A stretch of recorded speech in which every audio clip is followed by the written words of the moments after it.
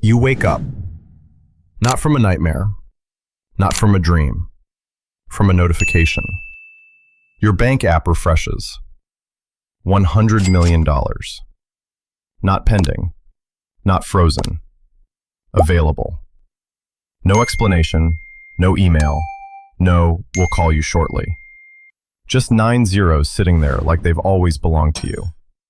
And before you buy anything, before you quit your job, before you tell a single person, you've already made your first mistake. Your brain doesn't explode. It shrinks. You don't think about private jets or islands. You think about proof. You refresh the app again, then again. You screenshot it because part of you is convinced this will disappear if you don't capture it.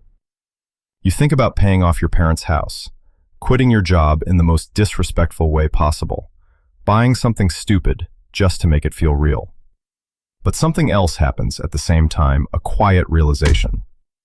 Your old life is over. Not changing, not improving, over. And the first thing you'll regret isn't spending too much. It's what you do next. You tell one person, maybe your partner, maybe your best friend, maybe your family. You trust them, and they promise they won't tell anyone. They mean it. For about 12 hours. Then it slips not maliciously, not intentionally. Just a sentence like, "Don't worry about money anymore."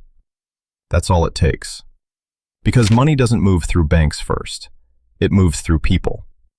Once people know you're rich, they stop asking how you are. They start asking what you can do. Not directly. Never directly. It comes wrapped in stories.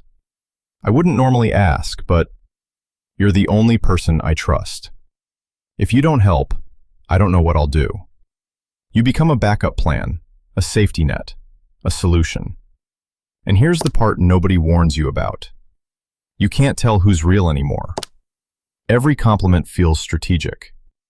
Every invitation feels suspicious. Every relationship turns into a soft negotiation. Psychologists have a name for this: sudden wealth syndrome. It's not about greed. It's anxiety, paranoia, isolation. Because money changes social physics, and no one gives you the manual. Here's the cruel joke. $100 million is enough to ruin your privacy, but not enough to protect it. You're rich enough to be noticed, not rich enough to be untouchable.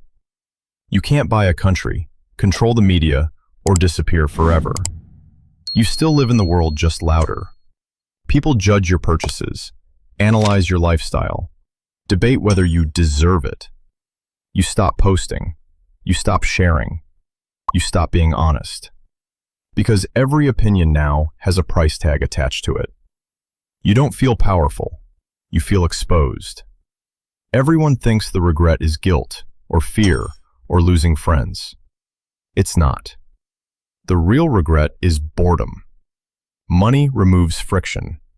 No deadlines, no urgency, no pressure. You can do anything, so nothing matters. Lottery winners talk about this constantly. Days blur together. Goals evaporate. Motivation collapses. Because purpose doesn't automatically scale with income. And when your old problems disappear overnight, the silence is deafening. There's another quiet punishment no one talks about. You lose the right to struggle out loud. Bad day? At least you're rich. Lonely? Must be tough in your mansion. Anxious? Cry into your money. Your emotions get invalidated by your net worth. So you stop talking not because you don't feel things, but because no one believes you should. That's how isolation starts. Not with loneliness, but with being misunderstood. Before the money, you were becoming someone. After the money, you're undefined. Your job no longer explains you. Your struggles no longer ground you. Your future feels wide but shallow.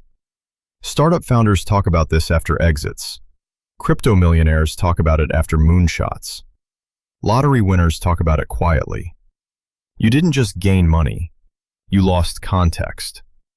And rebuilding identity from scratch is harder than building wealth ever was.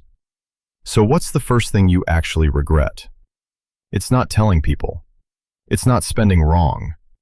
It's not even the attention. It's the speed.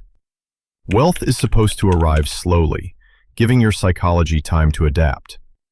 Sudden money skips that process. It hands you God mode controls without explaining the consequences. You didn't grow into the money. The money crashed into you. Here's the uncomfortable truth. Money can buy freedom, but it can't tell you who to trust, what to pursue, or what's worth caring about. And when $100 million solves every problem you thought you had, you're left alone with the ones you never prepared for. So if you ever wake up rich overnight, don't ask, what should I buy first? Ask, who am I now? Because that answer costs more than money ever will.